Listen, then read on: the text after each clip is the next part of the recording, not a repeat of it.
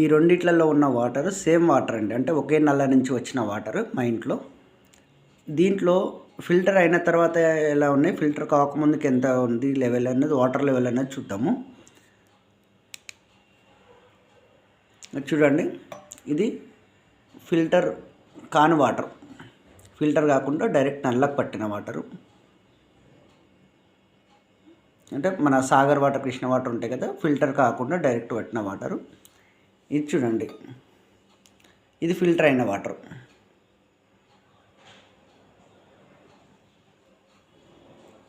ఈ 20 అనేది అసలు మనకు వాటర్లో ఏమి లేనట్టు, జీరో, ఎలాంటి విటమిన్ లేకుండా జీరో అయిన వాటర్.